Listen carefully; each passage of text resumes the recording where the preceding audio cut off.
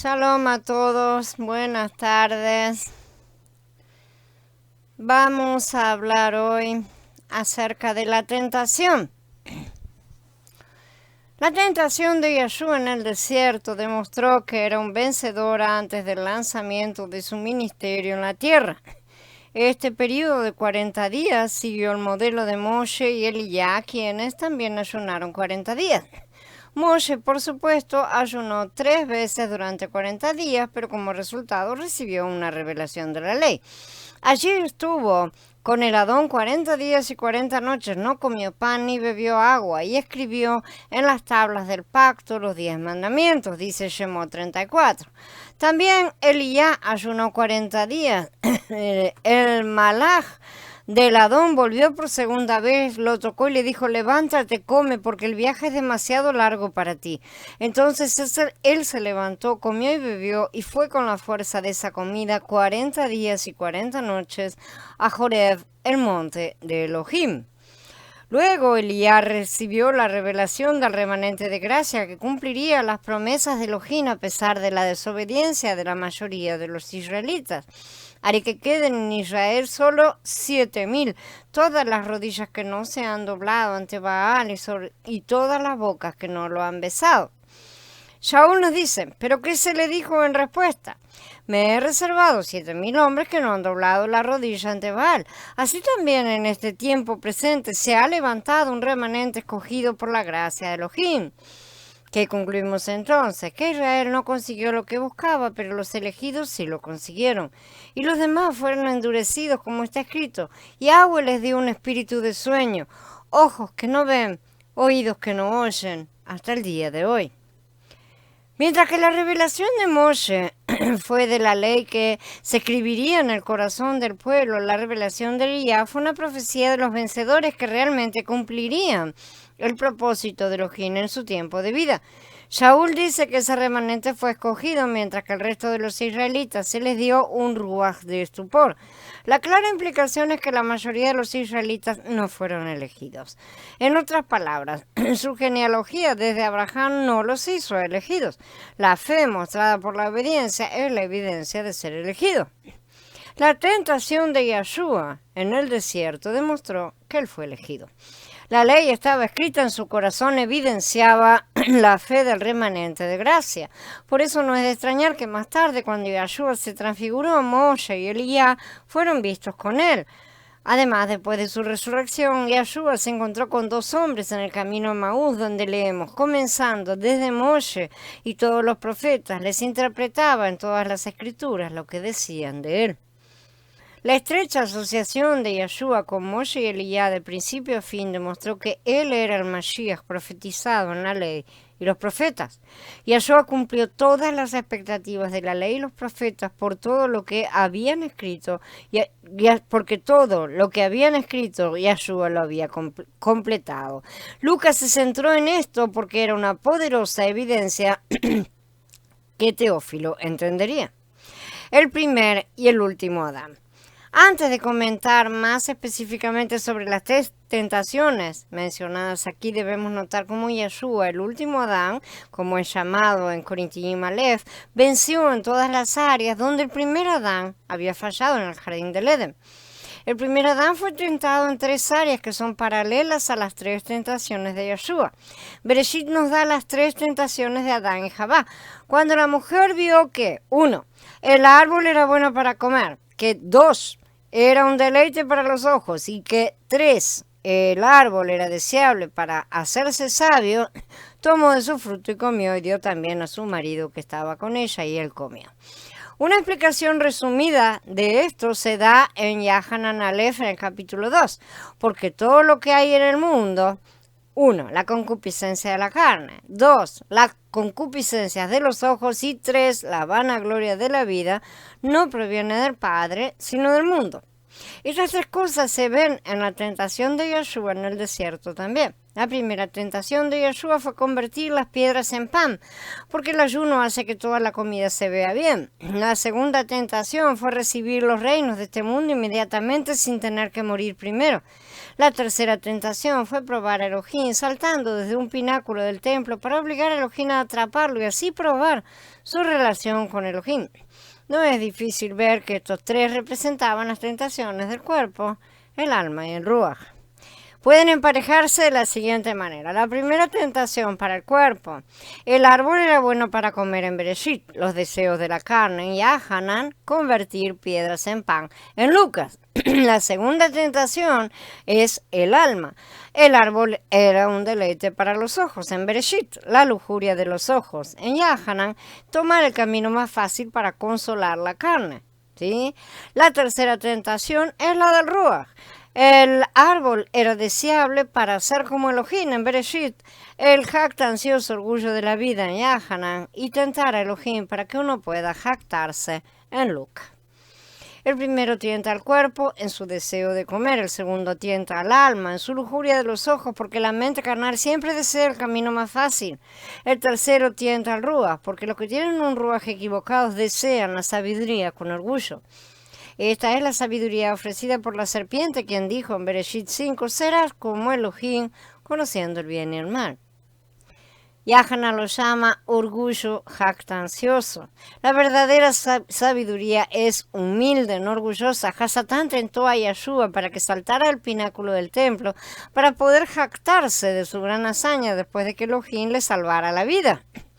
Pero Yeshua entendió que esto estaba tentando a Elohim. Tentar a Elohim de esta manera pone la voluntad del hombre sobre la voluntad de Elohim, al obligar a Elohim a reaccionar ante nosotros. Pone al hombre por encima de Elohim de una manera sutil, revelando así el orgullo inherente a tales acciones. Aquellos que tientan a Elohim de esta manera tienen un problema espiritual. Shaul dice de Yeshua, quien, aunque existía en forma de Elohim, no consideró ser igual a Elohim como algo a lo que aferrarse. Hasatán tentó a Yeshua para obligar a Elohim a atraparlo y salvarlo de la muerte. Esa era la idea, para que pudiera cumplir su llamado a morir en el madero unos años más tarde. Si Yeshua hubiera caído en esta tentación, habría fallado la prueba de la humildad al aferrarse al ser igual a Elohim. Lo habría reclamado de una manera que para el caso era ilegal. Si alguien tenía el derecho de afirmar el derecho de ser igual a Elohim, ese era sin duda alguna Yeshua. Pero si incluso él se negó a hacer esto, los creyentes también deberíamos hacerlo. Habiendo mostrado una visión general de las tres tentaciones, veamos ahora cada una de ellas más de cerca. La tentación del cuerpo. Y Hasatán le dijo, si eres hijo de Elohim, di a esta piedra que se convierta en pan. Y Yeshua le respondió, escrito está, no solo de pan vivirá el hombre. Cuando Hasatán dijo, sí, eres hijo de Elohim, en realidad no estaba poniendo este hecho en duda, como puede parecer en la traducción. En otras palabras, Hasatán no estaba cuestionando la posición de Yeshua como el hijo de Elohim, sino que ya había admitido este hecho, lo estaba asumiendo como cierto. Sin embargo, estaba usando este hecho para tentar a Yeshua, porque como hijo de Elohim, Yeshua tenía el derecho de esperar que Elohim supliera sus necesidades, en este caso con alimento para su cuerpo. Sin embargo, el propósito del ayuno de Yeshua era negarse a sí mismo lo que el cuerpo necesitaba o ansiaba. Estaba renunciando a la comida por un propósito mayor. Además, se entendió que estaba en el desierto para cumplir la ley y los profetas, quienes ya habían demostrado que esta experiencia en el desierto era la voluntad de Elohim. La ley de Moshe dejaba en claro que él era el segundo macho cabrío que debía ser llevado al desierto por Azazel. Además, tuvo que ser tentado, incluso como Israel fue tentado en el desierto antes de que Yahoshua, un tipo de Yeshua, pudiera llevarlos a la tierra prometida. Entonces Yeshua respondió a esta tentación citando de Barim. Te acordarás de todo el camino que Yahweh, tu Elohim, te ha llevado por el desierto estos 40 años, para humillarte, probarte, para saber qué había en tu corazón si guardarías o no sus mandamientos. Y te humilló y te dejó tener hambre, y te alimentó con maná que tú no conocías ni tus padres conocían, para hacerte entender que el hombre no vive solo de pan, sino que el hombre vive de todo lo que procede de la boca del Adón. Tengamos en cuenta que Israel fue guiado 40 años en el desierto, conectando su experiencia con los 40 días de Yeshua en el desierto. En ambos casos el propósito fue el mismo, era para probar lo que había en sus corazones y ver si guardarían los mandamientos o no. En otras palabras, ¿fue la ley verdaderamente escrita en sus corazones por la acción del Ruach HaKodesh o era la ley todavía una fuerza externa que luchaba contra el deseo natural y carnal del hombre de ser desobediente y seguir su propio camino? La verdadera humildad es someterse a la autoridad de Elohim y obedecer su voz. Es fácil ser obediente cuando Elohim nos guía hacia las cosas buenas de la vida, pero la verdadera prueba de la obediencia es cuando debemos elegir entre el deseo, la lujuria de la carne y la voluntad de Elohim. Así que Moshe dice que Elohim te dejó tener hambre para hacerte entender que el hombre no vive solo de pan. El pan de Elohim es más importante que el pan que anhela nuestro cuerpo. El verdadero pan es la palabra de Elohim y Moshe dice que debemos vivir de todo lo que procede de la boca del Adón. Esto incluye toda la escritura y también la palabra específica que Él nos habla a medida que aprendemos a escuchar su voz. En el pasado conocí a algunos creyentes que dejaron de lado las escrituras y que solo querían escuchar la voz de Elohim. Otros rechazaron la voz de Elohim y leen solo las escrituras.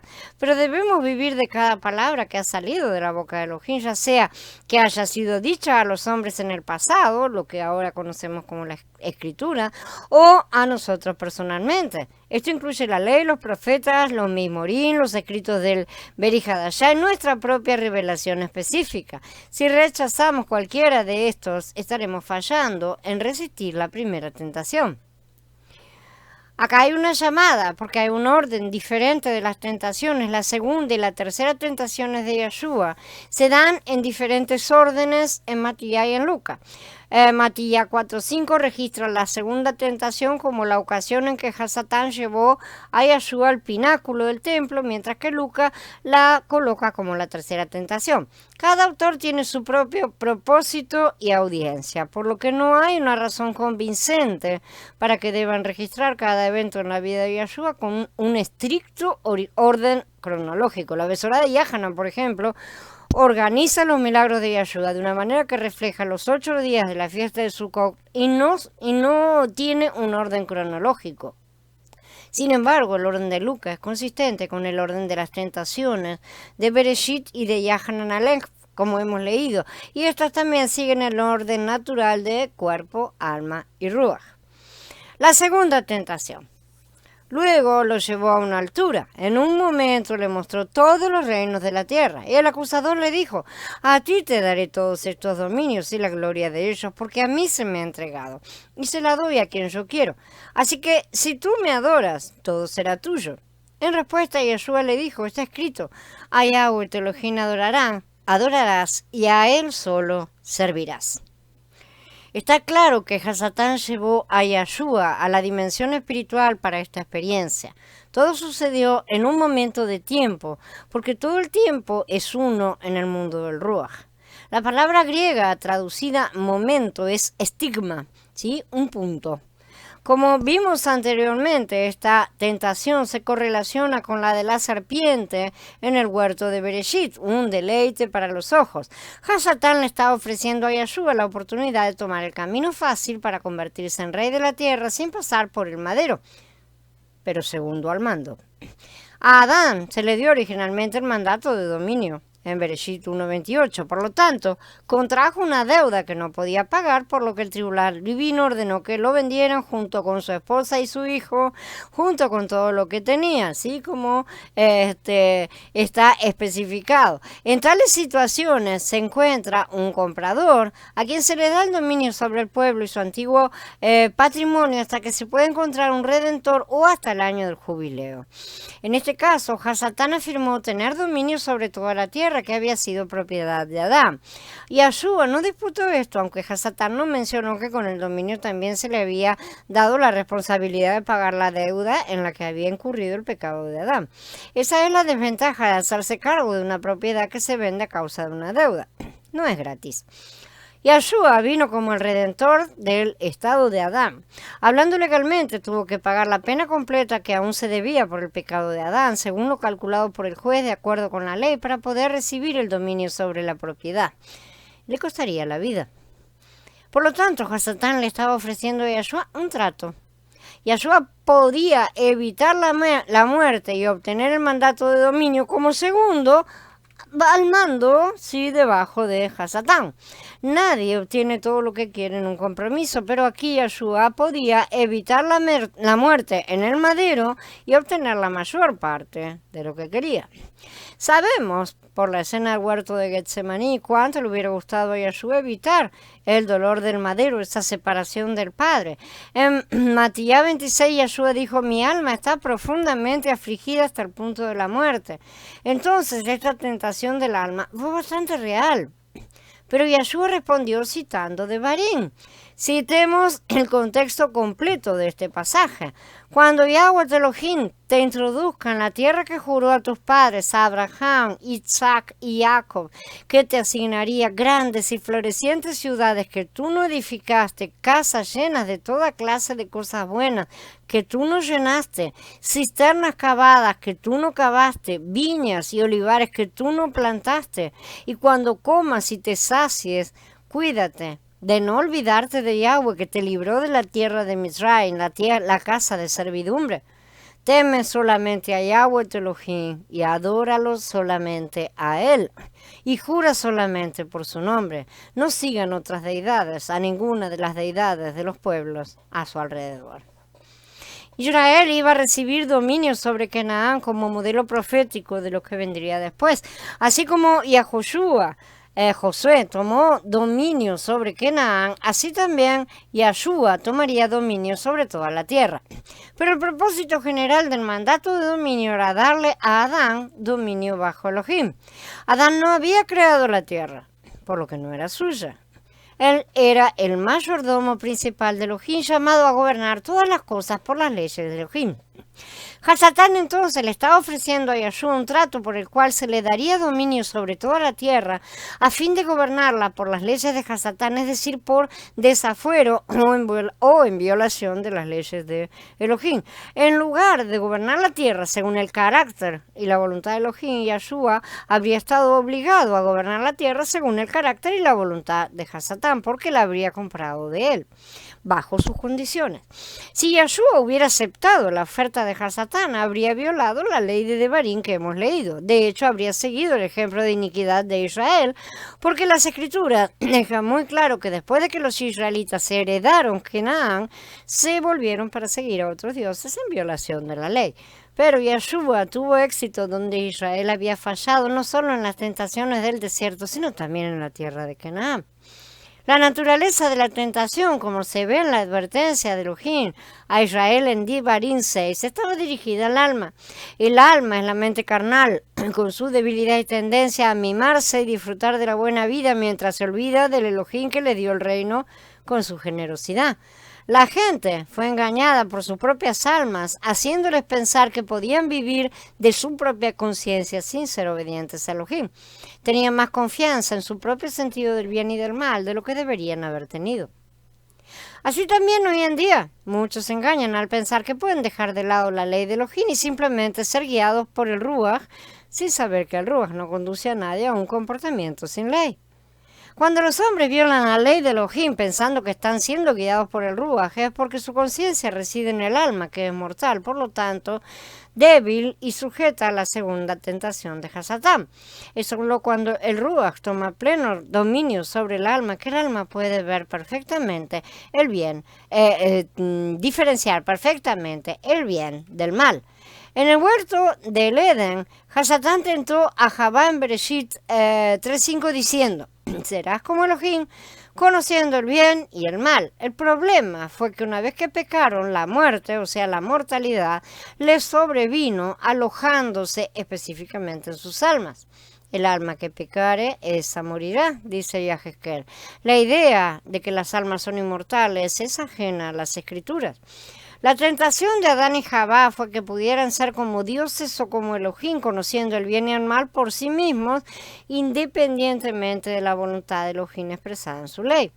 Muchos creyentes han caído en esta segunda tentación pensando que su conciencia es capaz de conocer plenamente el bien y el mal. Pero en la práctica, muchos son guiados de muchas maneras que van en contra de la ley, o sea, del carácter de Elohim. El Ruach HaKodesh está llamado a escribir las leyes de Elohim en nuestros corazones, pero lo hace lentamente a través de la experiencia durante muchos años a medida que cambian nuestros corazones. Él no cambia instantáneamente nuestro carácter en su totalidad. Algunos han cambiado de manera espectacular en un instante, pero esos cambios nunca se completan. Siempre hay más cambios que el Ruach HaKodesh hace a medida que pasa el tiempo. De modo que todos seamos conscientes de la naturaleza universal de la segunda tentación, sabiendo que las 3 tentaciones en el desierto son comunes a todos. Sigamos el ejemplo del éxito de Yeshua en lugar del ejemplo del fracaso de Israel. La tercera tentación lo condujo a Jerusalén, lo puso en el pináculo del templo y le dijo: si eres hijo de Elohim, tírate de aquí, porque está escrito, él dará a sus malachim el encargo de que te guarden, y en sus manos te llevarán en alto para que no tropieces con una piedra en tu pie. La tercera tentación involucra el templo mismo y habría hablado directamente con Teófilo, el ex sumo sacerdote. El templo en sí era una fortaleza y en su lado este estaba el muro alto de la ciudad misma. En el lado norte estaba la ciudadela, que el rey Herodes rebautizó como Fortaleza Antonia, en honor a su primer patrón, Marco Antonio. Probablemente sea la torre más alta de la fortaleza Antonia, donde Yeshua fue llevado a la tercera tentación. Se describe de la siguiente manera: en cuanto a la torre de Antonia, estaba situada en la esquina de 2 claustros del atrio del templo, de la del oeste y la del norte. Fue erigida sobre una roca de 50 codos de altura y estaba sobre un gran precipicio. La propia torre de Antonia fue construida a una altura de 40 codos, y como toda la estructura se parecía a la de una torre, también contenía otras 4 torres distintas en sus esquinas, de las cuales las demás eran de 50 codos de altura, mientras que la que estaba en la esquina sureste tenía 70 codos de altura, para que desde allí se pudiera ver todo el templo. Nadie puede decir con certeza cuál fue la torre de la tercera tentación, pero me parece que la torre de 70 codos de Antonia con vistas a un gran precipicio sería la más adecuada. Era lo suficientemente alto para que los guardias romanos pudieran ver los terrenos del templo con claridad y estar atentos a cualquier señal de problema. Fue desde esta ciudadela que los guardias romanos rescataron al apóstol Shaul en Masé 21 mientras la gente lo golpeaba, después de que se difundió el rumor de que había traído un prosélito griego al patio interior reservado solo para hombres judíos. La ciudadela también albergaba las túnicas especiales que el sumo sacerdote usaba 3 veces al año durante los días festivos mientras ministraba en el templo. Los romanos se habían hecho cargo de las túnicas como presión sobre el sumo sacerdote y el sistema religioso en sí. ¿Por qué Hasatán llevaría a Yeshua a la torre alta de esta ciudadela? Primero, pasaba por alto el templo. En segundo lugar, estaba al lado de un gran precipicio. En tercer lugar, como fortaleza, representaba seguridad y protección, ¿sí? De esta manera formaba el telón de fondo de la tentación misma. Así como a los soldados romanos se les dio el cargo sobre el templo y el sumo sacerdote, también se dice que él encargará a sus malachim que te guarden, ¿sí? Como si fuera el verdadero sumo sacerdote. Hasatán citó el mismo 91, 11, 12, pero la respuesta de Yeshua mostró cómo Hasatán tergiversó las escrituras. Lucas 4:12 da la respuesta de Yeshua. Respondiendo Yeshua le dijo: dicho está, no pondrás a prueba al Adón tu Elohim.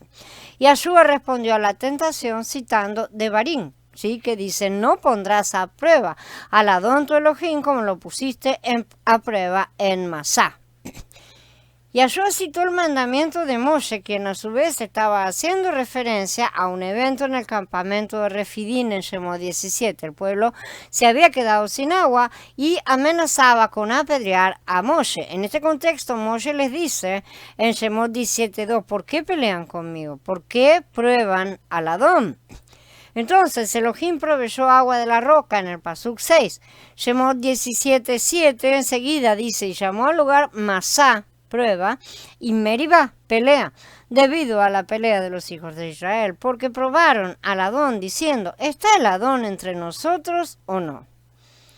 Cuando las cosas parecen ir mal, los hombres asumen naturalmente que Elohim los ha abandonado y que de alguna manera han tomado, un camino equivocado y han abandonado a Elohim.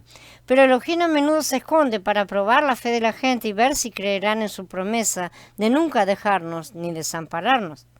Cuando los hombres prueban a Elohim, también pelean con él. En otras palabras, no están de acuerdo con la dirección de Elohim. Piensan que Elohim debería conducirlos siempre por senderos suaves en jardines de rosas. Piensan que Elohim siempre debe prosperarlos sin darse cuenta de que las dificultades en la vida son las cosas que nos hacen madurar espiritualmente. Debemos aprender a ser un pueblo amén que está de acuerdo con Elohim sin importar a dónde nos lleve. En lugar de pelear con Elohim para llevarlos a un lugar sin agua, deberían haber preguntado para saber cómo, si Elohim les proveería y qué iban a hacer a continuación. Tendrían que haber estado preguntando eso. Cuando los hombres tientan a Elohim, el pecado está en su desacuerdo con Elohim. Cuando no estamos de acuerdo con él, esto muestra hasta qué punto todavía no hemos sido conformados a la imagen de Mashiach. Elohim nos prueba para que podamos experimentar un gran avance para alcanzar un mayor nivel de fe y madurez. Cuando los hombres prueban a Elohim, exponen su nivel de desacuerdo.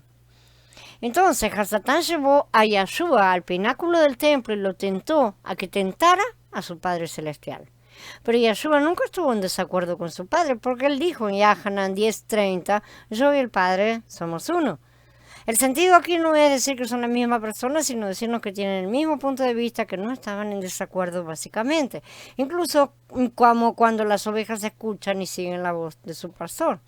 La implicación de la respuesta de Yahshua entonces es decir que él no tuvo ninguna disputa con el Padre y ciertamente no sintió la necesidad de probar el deseo o la capacidad del Padre de proporcionarle seguridad.